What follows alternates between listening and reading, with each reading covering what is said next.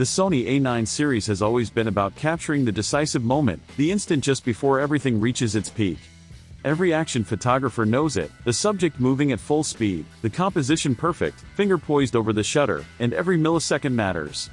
The A9 line built its reputation on being a camera that could keep pace with the fastest action.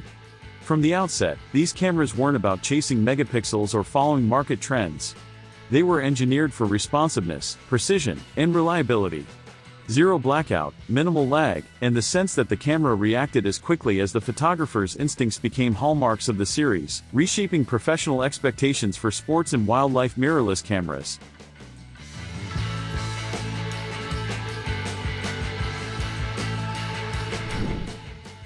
The Sony A9 III was a major leap forward, taking this philosophy to extremes. Far from being a simple refresh, the A9 III was a technological declaration. By becoming the world's first full-frame mirrorless camera to feature a global shutter, Sony effectively rewrote the rules overnight. Rolling shutter distortion, banding under artificial lighting, and flash synchronization limitations were suddenly eliminated. With up to 120 frames per second, silent operation, and perfect timing in scenarios where milliseconds make the difference, the A9 III appeared to be the ultimate professional tool on paper. It was groundbreaking in nearly every aspect. Yet, as with any first-generation innovation, the A9 III had compromises. Professionals quickly noticed that while speed and precision were unmatched, certain limitations were unavoidable. These trade-offs, though technically understandable, left some users feeling that the camera didn't fully justify its premium price. Once initial excitement settled, discussions quietly shifted to the next logical step, the Sony A9 IV, a successor that could refine the concept and balance speed, image quality, and usability in a way the A9 III couldn't fully achieve. One of the primary criticisms of the A9 III centered on image quality flexibility. The global shutter sensor required a higher base ISO of around 250, which affected dynamic range, particularly in low light conditions. Bright scenes looked excellent, but shadows revealed more noise than photographers expected from a flagship device. For professionals covering mixed or dimly lit environments, this limitation became a real concern. Resolution also proved to be a sticking point. With a sensor output of roughly 24.6 megapixels, the A9 III sufficed for sports and news work where speed and rapid file delivery dominate priorities. However, for photographers who rely on heavy cropping or print at large sizes, the lower resolution felt restrictive, especially as competitors increasingly offered sensors exceeding 40 megapixels. Even the viewfinder experience, though boasting a remarkable 240 Hz refresh rate, came with trade-offs. The ultra-smooth motion required a reduction in resolution, making precise focus confirmation more difficult in real-world conditions. The reliance on CF Express Type A cards, smaller, slower, and more expensive than Type B, added another layer of inconvenience. For a camera positioned at the apex of Sony's lineup, almost perfect was not enough. Still, the A9 III was far from a failure. It was a milestone, a glimpse at what professional mirrorless technology could achieve while simultaneously highlighting areas for refinement, areas the Sony A9 IV is expected to address. Rumors surrounding the A9 IV suggest Sony is focusing on balance rather than headline-grabbing extremes. One of the most discussed potential upgrades is a new stack sensor, rumored to fall in the 33 to 36 megapixel range. This would represent a significant improvement, providing enough resolution for cropping and large prints while retaining the speed the A9 series is known for. Many professionals see this range as ideal, offering detailed files without overburdening workflows or storage. Sustained speed remains central to the identity of the A9 IV. While the A9 III boasted an eye-catching 120 frames per second, it was a peak figure rather than a sustainable rate.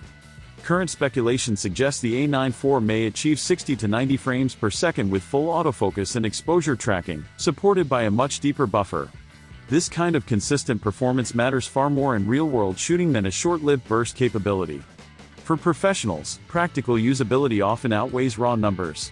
Autofocus is another area where the A9 IV is rumored to improve significantly. Sony's AI-based subject detection is already among the industry's best, but the next step appears to be contextual understanding. Instead of simply recognizing faces, eyes, animals, or birds, the A9 IV may identify specific elements like sports equipment, vehicles, or rapidly moving objects such as balls or rackets. For sports and wildlife photographers, this could be transformative, reducing missed shots and easing mental load during high-pressure assignments. Video performance is also expected to advance. While the A9 series has historically prioritized still photography, hybrid capabilities have become essential.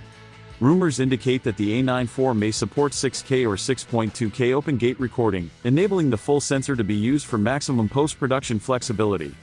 Open-gate video allows creators to extract multiple aspect ratios, cinematic widescreen, vertical social content, or standard formats, from a single take without sacrificing resolution. For hybrid shooters, this would make the A9 IV a versatile, all-in-one professional tool. Behind the scenes, Sony has been developing sensors that demonstrate just how far global shutter technology has come. The company has produced a 105-megapixel global shutter sensor for industrial applications, capable of remarkable speeds with minimal noise. While this sensor is too specialized for consumer cameras, it proves that Sony has solved many of the fundamental issues that once made global shutter impractical for high-end photography. Noise control, resolution, and speed are no longer mutually exclusive. If even some of that technology makes its way into the A9 IV, the implications are substantial. A full-frame global shutter camera with clean ISO 100 performance and strong dynamic range would remove the most significant compromises of the A9 III. Photographers would no longer have to choose between speed and image quality, they could have both in a single body. Competition raises the stakes even further. Canon, Nikon, and Panasonic continue to innovate aggressively, leaving no room for a cautious update. The A9 IV must reaffirm Sony's position as the leader in professional, speed-oriented mirrorless cameras. To do so, it must address key concerns, lowering the base ISO, improving dynamic range, offering a high-resolution viewfinder without sacrificing refresh rate, adopting faster and more accessible CF Express Type B cards, and refining ergonomics for extended use. Ultimately, photographers today want more than just faster cameras. They seek tools that combine speed, precision, and reliability without compromising image quality. The Sony A9 IV, if it fulfills these rumored specifications, could not only correct the shortcomings of its predecessor but also set a new benchmark for flagship professional cameras.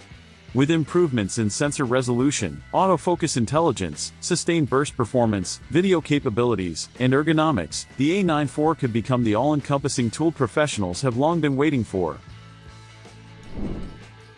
For the next generation of action, sports, and wildlife photographers, the Sony A9 IV represents more than an incremental upgrade. It symbolizes the convergence of speed, accuracy, and image quality into a single, coherent system that responds intuitively to the photographer's instincts. If Sony succeeds, the A9 IV won't just compete, it could redefine expectations for what a flagship mirrorless camera should deliver in both stills and hybrid workflows. By addressing the trade-offs that limited the A9 III, the A9 IV could finally achieve a balance that feels effortless in practice, making it one of the most important releases in professional mirrorless photography.